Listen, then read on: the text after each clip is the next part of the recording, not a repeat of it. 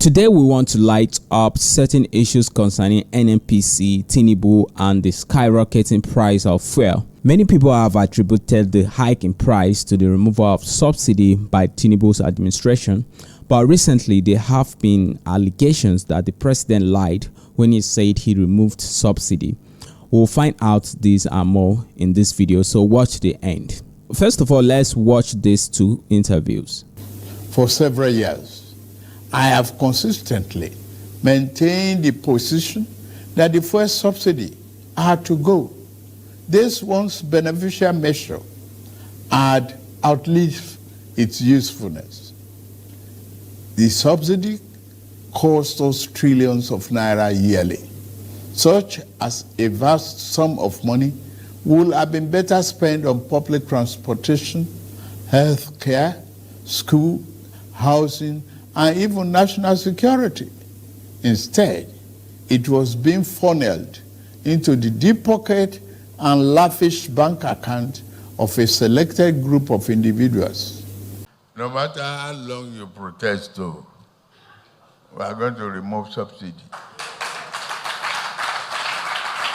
I think there is one fact that I need to make very clear, that in the last 8 or 9 years, this company, even corporation as it were, has not paid anybody a dime or 1 naira as subsidy.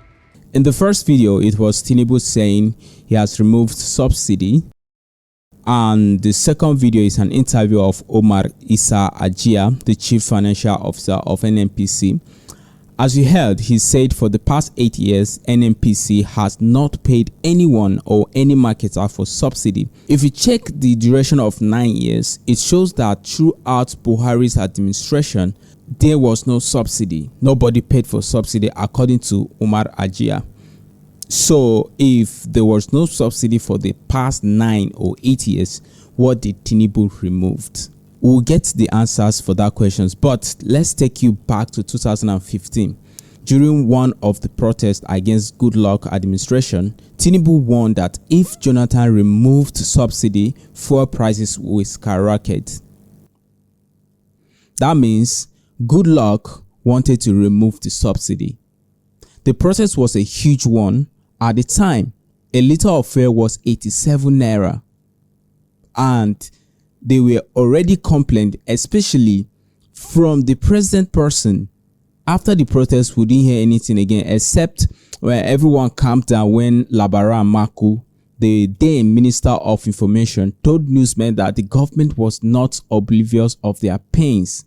And as a result, he said the government had commenced a massive mass transit schemes aimed to cushioning the effect of the subsidy removal on transportation by providing over 1,600 diesel-powered mass transit vehicles. He claimed we were distributed at that time. There is something these people feel. Every time they talk about fuel subsidy or talk about fuel, they feel that maybe fuel is just used for transportation. Fuel is more than that. Because if you take a look, everything in the economy runs on fuel.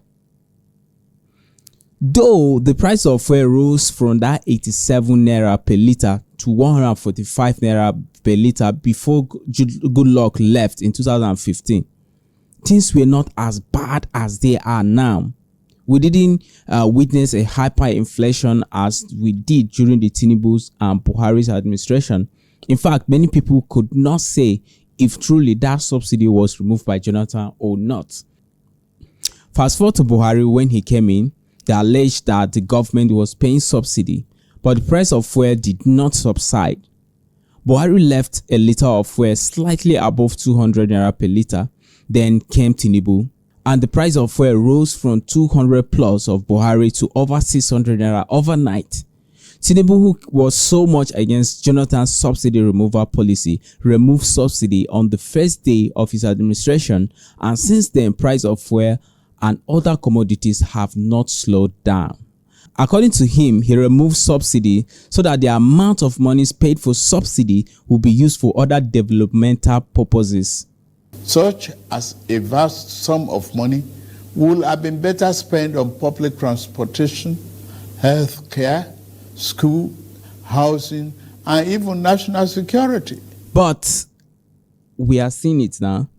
We wonder what kind of development was he aiming at. The standard of living in this country is miserable for everyone right now. The money they allege will be used to improve other sectors is the reason why they removed subsidy. But what they don't know is petrol is not only used for transportation, it is used for production. In fact, nearly all the manufacturing that goes on in this country is dependent on petrol as a result of the epileptic nature of power supply in this country. There is no day you will run your business without having to run a generator or having power shortage. Now, consider these computer business centers by the roadside, hotels, restaurants, schools. In fact, almost 90% of businesses that produce in this country rely on petrol, and this reflects across all other sectors. If you say you want to use that money to develop other sectors by removing subsidy, thereby increasing the amounts paid for fuel, why are those same sectors suffering? If you go to the hospitals, they run generators, they use fuel. If you go to even a pure water manufacturing company, they run generator, they use fuel. So fuel is more than just a means of transportation. Even if you put it as a means of transportation, it still boils down to production, because a banker that uses his car, a doctor that uses his car or uses public transport, they have to pay, and every time they pay to go to work, and then all these monies go back to the government, and the government say no, we have to remove subsidy because the money will be used to develop other sectors when everybody in those sectors are suffering. If a loaf of bread is 1,600 naira, a doctor is going to buy it at 1,600 naira. A lawyer is going to buy it at 1,600 naira. Today, if Lagos to Abuja is 30,000 naira, a lawyer going to represent his client in Abuja is going to pay the same amount. So it all boils down to production and services. So it's affecting every sector. And to Labour Congress had to go on a strike and protest before the minimum wage was increased to 70,000, which we are not sure if some states are going to pay.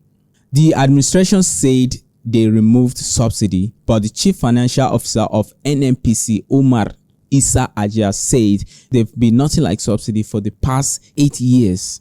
So what did they remove? That takes us back to that question. Let's watch this video. What has been happening is that we've been importing PMS, landing at a certain price, at a cost price, and government is telling us to sell it at half price. So the delta between that landed price and the half price is what we call shortfall, or call it subsidy. And the deal is between Federation and ourselves to reconcile, and sometimes they give us money, sometimes we do net ups.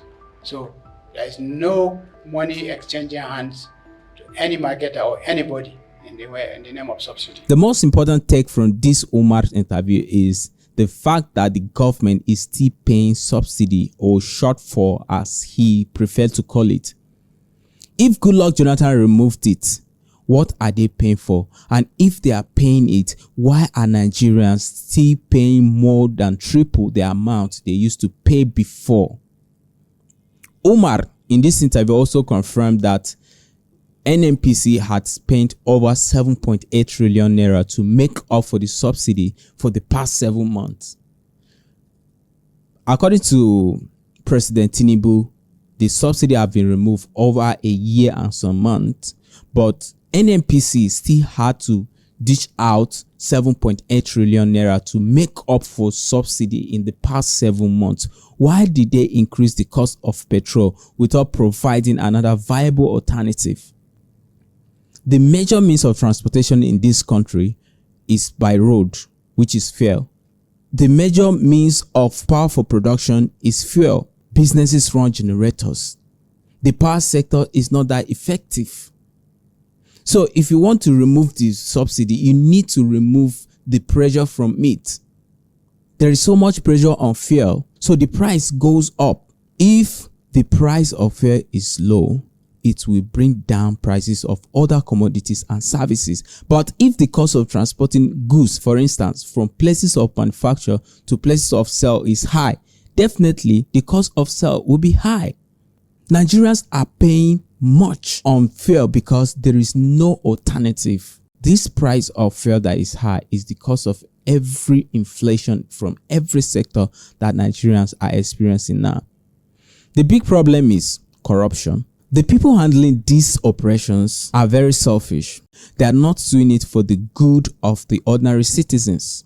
They are doing it to enrich themselves. For more than 30 years, Nigeria has been importing petrol, but they have not thought of a way of refining it at home.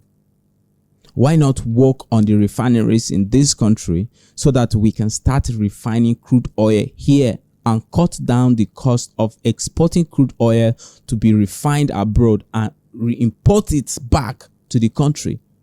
Dangote built a refinery and Nnpc or the government said they did not have crude oil to sell to him. Imagine that Dangote built a refinery and is buying crude oil from Nigeria. First of all, the cost of exporting that crude oil abroad is cut down. Then he refines it in Nigeria and sell it. Second, the cost of importing it back is dropped. So you're going to see that there will be like 50% cut on cost of production. And then he will still sell it in Naira. As it is now, the Naira is devalued. So anytime you buy something in dollar, you have to pay like triple the amount. So the cost of exporting crude oil is spent in dollars. The cost of refining it abroad is still in dollars. And the cost of importing it back is still in dollars. So you see, we are going to cut like 60% cost on crude oil exportation, refinery, and importation. Imagine that you are importing what you are producing in this country. The government said they did not have crude oil to sell to Dangote. But the same government is exporting crude oil to be refined abroad. So why can't we stop this? That's why we said is corrupt practices. Simply put, if they make any move to refine crude oil and do all those transactions within the country, they are not going to make money. Yes, because they inflate prices. If the cost of exporting crude oil to be refined abroad is billed at $100 per barrel, the quotation could be $200 per barrel. So that is what the problem is. The best thing that Nigeria would do right now is to get us back on track. In a nutshell, we're saying Nigerians are still paying for subsidy. Nnpc just confirmed it.